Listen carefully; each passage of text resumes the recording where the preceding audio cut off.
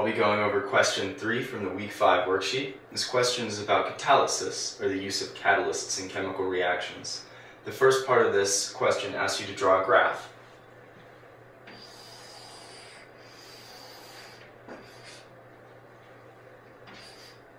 This is a graph of energy on the vertical axis and reaction progress on the horizontal axis.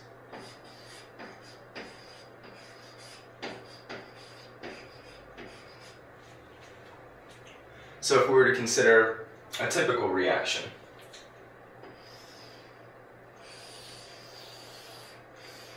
it might look something like this, with the products down here at the end and the reactants over here at the beginning.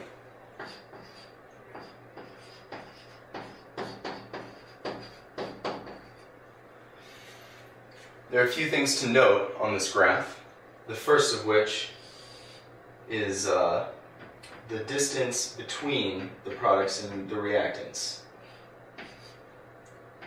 This distance here is delta G.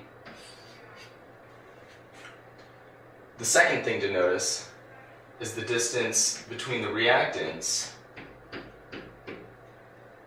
and the transition state. This difference in energy is the activation energy, E sub A. Now, if we were to draw this same reaction occurring with a catalyst, we might see something that looks like this.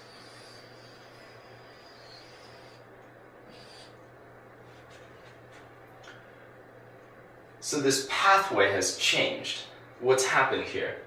Well, the catalyst is now involved in this transition state, as opposed to this one, which does not have a catalyst involved. The catalyst stabilizes this transition state, so it's at a lower energy. The main difference here is the difference between the energy of that transition state and the starting energy of the reactants. So the activation energy has been lowered. There's less of an energy barrier to get over, to get from reactants to products. What does that do to the rate?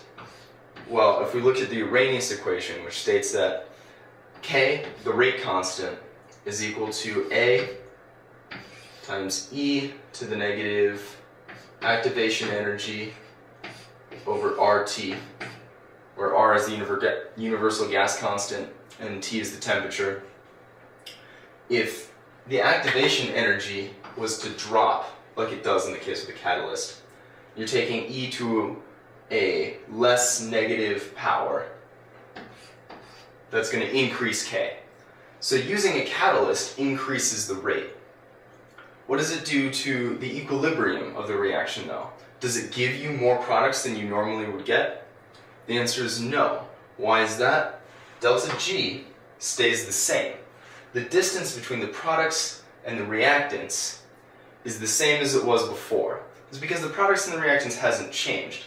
One key point about catalysts is that they're not involved in the products or the reactants, only in the transition state.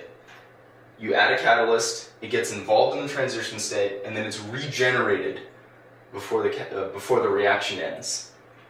So it's not part of the products.